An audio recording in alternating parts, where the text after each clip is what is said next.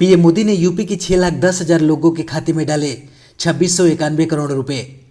जी हां, आपको बता दें कि प्रधानमंत्री मोदी ने देश की सबसे बड़ी आबादी वाले राज्य उत्तर प्रदेश में प्रधानमंत्री आवास योजना ग्रामीण के 6,10,000 लाभार्थियों को मकान बनाने के लिए 2691 करोड़ रुपए की रकम जारी की। पीएमएवाईजी मोदी सरकार की महत्वाकांक्षी योजना है, जिसके तहत 2022 तक देश के सभी ग्रामीण इलाकों में आवास की सुविधा मुहैया कराने का लक्ष्य रखा गया है। प्रधानमंत्री वीडियो कॉन्फ्रेंस के माध्यम से इस कार्यक्रम में शामिल हुए थे। इस मौके पर केंद्रीय ग्रामीण मंत्री नरेंद्र सिंह तोमर और उत्तर प्रदेश के मुख्यमंत्री योगी आदित्यनाथ भी मौजूद थे। प्रधानमंत्री आवास योजना ग्रामीण के तहत जारी यह राशि उत्तर प्रदेश के जिन 6,10,000 लाभार्थियों को मिलेगी, उनमें से 5.5 लाख ऐसे लाभार्थी होंगे जिन्हें आर्थिक सहायता की पहली किस्त प्राप्त होगी, जबकि 80,000 लाभार्थी ऐसे होंगे जिन्हें दूसरी किस्त मिलेगी और जिन्हें पीएमवाईजी के अंतर्गत पहली किस्त पहले ही दी जा चुकी है।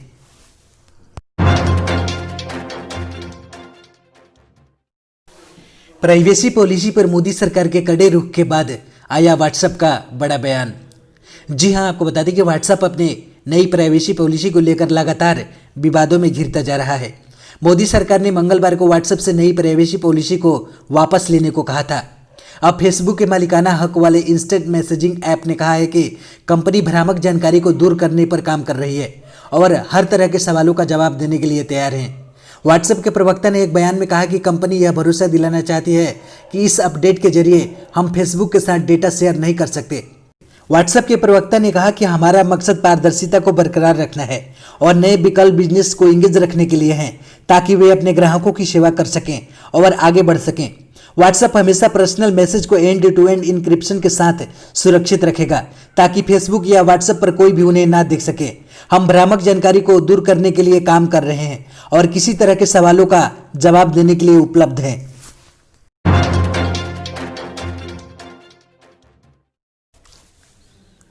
सरकार और किसान संगठनों के बीच 10वें दौर की बातचीत भी रही बेनतीजा।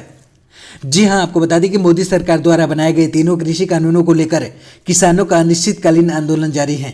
सरकार और किसान संगठनों के बीच बुधवार को 10वें दौर की बातचीत भी बेनतीजा रही।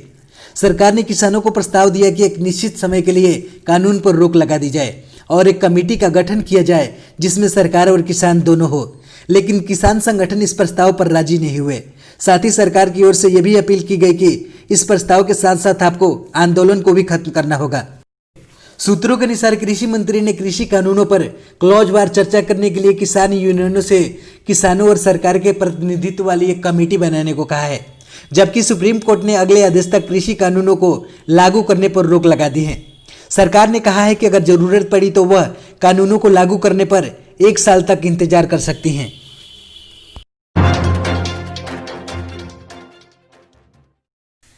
ममता बनर्जी को एक और झटका। शांतिपुर से टीएमसी विधायक अरिंदम भट्टाचार्य बीजेपी में हुए शामिल। जी हां, आपको बता दें कि पश्चिम बंगाल में विधानसभा चुनाव से पहले तृणमूल कांग्रेस सुप्रीमो व राज्य के मुख्यमंत्री ममता बनर्जी की मुश्किलें थमने का नाम ही नहीं ले रही हैं। पश्चिम बंगाल में टीएमसी के विधायकों का टूटने का सिलसिला लगातार जारी है। इसी क्रम में बुधवार को पश्चिम बंगाल के नादिया जिले के शांतिपुर विधानसभा क्षेत्र से तृणमूल कांग्रेस के विधायक अरिंदम भट्टाचार्य ने भाजपा का दामन थाम लिया।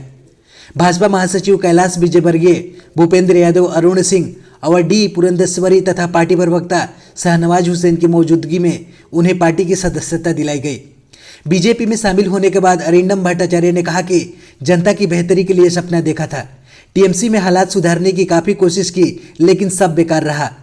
बंगाल में युवाओं का कोई भविष्य नहीं है। बंगाल की जनता ने बहुत उम्मीदों के साथ टीएमसी को मौका दिया था, लेकिन टीएमसी ने युवाओं का भविष्य सुनिश्चित नहीं किया, काबिल लोगों का काम करने का मौका नहीं दिया।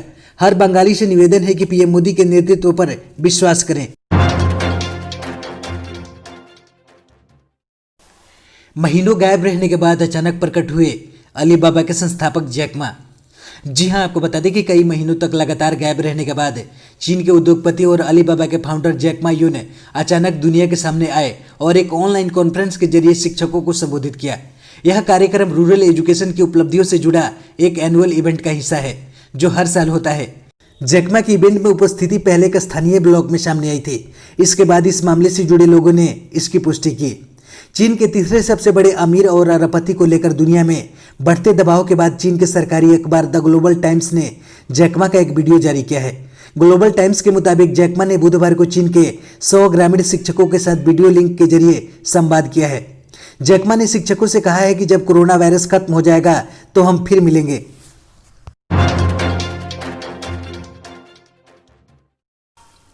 भारत में 2 लाख से कम हुए एक्टिव केस। पिछले 24 घंटों में दर्ज हुए 13,823 नए कोविड-19 केस। जी हां, आपको बता दें कि भारत में कोरोना वायरस के हालात काबू में होते दिखाई दे रहे हैं। स्वास्थ्य मंत्रालय द्वारा जारी किए गए ताजा आंकड़ों के अनुसार देश में एक्टिव मामलों की संख्या 2 लाख से नीचे हो गई है। 27 जून के बाद यह पहली बार ऐसा हुआ है। वहीं पिछले 24 घंटों में कोरोना संक्रमण के 13,823 नए मामले सामने आए हैं, जिसके बाद संक्रमण के कुल मामले बढ़कर 1,05,95,660 पर पहुंच गए हैं। केंद्रीय स्वास्थ्य मंत्रालय के मुताबिक संक्रमण मुक्त होने वाले लोगों की कुल संख्या 1,02,45,741 हो गई। स्वास्थ्य मंत्रालय के द्वारा जारी किए गए ताजा आंकड़ों के अनुसार बीते 24 घंटे में 162 लोगों की मौत होने से मृतकों की संख्या बढ़कर 1,52,718 पर पहुंच गई है। कोरोना से ठीक होने वाले लोगों की राष्ट्रीय दर 96.69% हो गई है। वहीं संक्रमण से मृत्यु दर 1.44% है।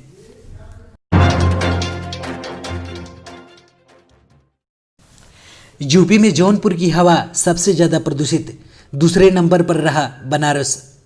जी हां, आपको बता दें कि ठंड में इजाफा होने के साथ ही हवा में प्रदूषक तत्वों की मात्रा तेजी से बढ़ी है। हालात यह है कि मंगलवार की रात 10 बजे देश के सर्वाधिक प्रदूषित शहरों में जौनपुर पहले नंबर पर और बनारस दूसरे नंबर पर रहा। मंगलवार को IQ एयर की ओर से जारी देश भर के रियल टाइम रैंकिंग में जौनपुर 402 AQI और बनारस 384 AQI के साथ क्रमशः प्रथम और द्वितीय नंबर पर थे। वाराणसी में सर्वाधिक प्रदूषित इलाका लंका और नाटी इमली का रहा। लंका का एयर क्वालिटी इंडेक्स 393 और नाटी का इमली रोड का AQI 375 रहा।